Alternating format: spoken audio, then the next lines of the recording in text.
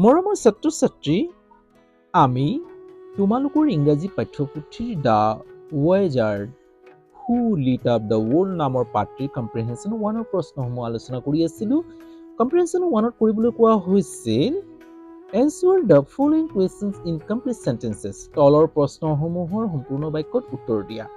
আমি এই প্ৰশ্নসমূহৰ A B C D E লৈকে আমি কৰি গ'লোঁ। প্ৰত্যেকটো প্ৰশ্ন একোটা ভিডিঅ'ত উত্তৰসমূহ দিবলৈ চেষ্টা কৰিলোঁ। যদি ভিডিঅ'সমূহ নাই চোৱা তেতিয়াহ'লে চাই ল'বা, মই প্লেলিষ্টত দিছোঁ, প্লেলিষ্টসমূহ চালে গম পাই যাবা। আজিলৈ আহা আমি F2 কৰোঁ। F2ত সুধিছে হু invented the light bulb.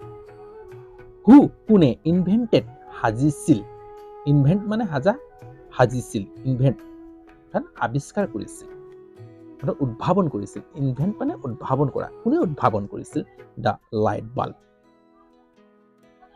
Who invented the light bulb, কোনে লাইট বাল্বটো উদ্ভাৱন কৰিছিল। আমিতো জানো থমাছ আলভা এডিনছন বুলি, হয় নহয়? পাঠটো চাওঁ ক'ত লিখা আছে এই উত্তৰটো।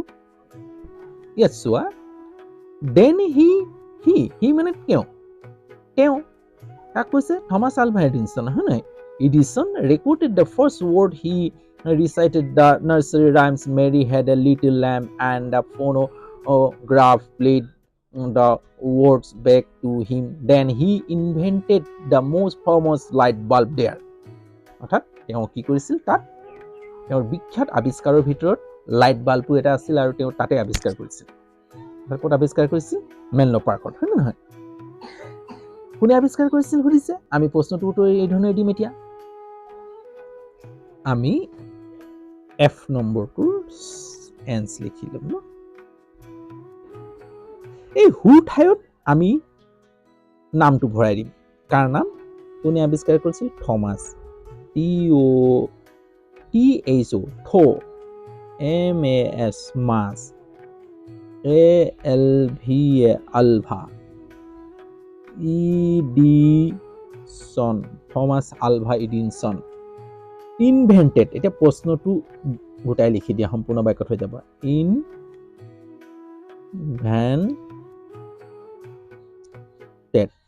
Invented the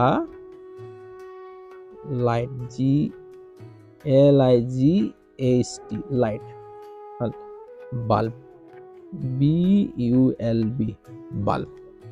Thomas Alva Edison invented the light bulb. Thomas Alva এডিনছনে লাইট বাল্বটো উদ্ভাৱন কৰিছিল, বৈদ্যুতিক চাকিটো উদ্ভাৱন কৰিছিল। প্ৰশ্নৰ উত্তৰটো এই ধৰণে দিবলৈ চেষ্টা কৰিলোঁ আৰু এই ধৰণে তোমালোকেও দিবলৈ চেষ্টা কৰিবা, লিখিবলৈ চেষ্টা কৰিবা। ছাবজেক্ট আহিব, ছাবজেক্ট হ'ব কোনোৱে যিয়ে কামটো কৰে তেওঁৰ ছাবজেক্ট, আৰু যি কৰে এইটো হৈছে ক্ৰিয়া, যাক কৰে, যাৰ ওপৰত কৰে সেইটো হৈছে কৰ্ম, যাক কৰে। বাল্বটোৰ কথা, কৰ্মটো পাছত লিখিবা। ইনভেণ্টেড উদ্ভাৱন ক্ৰিয়া এইটো। গতিকে ছাবজেক্ট, ক্ৰিয়া আৰু অবজেক্ট। প্ৰথম ছাবজেক্ট থাকিব, ভাৰ্ব থাকিব, তাৰপিছত অবজেক্ট থাকিব দেই।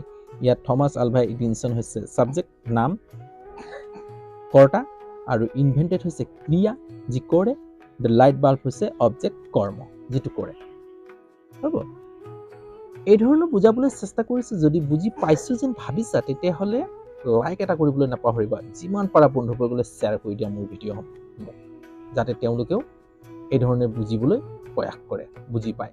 মই গাঁৱলীয়া ষ্টাইলত শিকাই আছোঁ। আমি গাঁৱলীয়া ল'ৰা, গাঁৱলীয়া ষ্টাইলত শিকি যাম, হয় নহয়?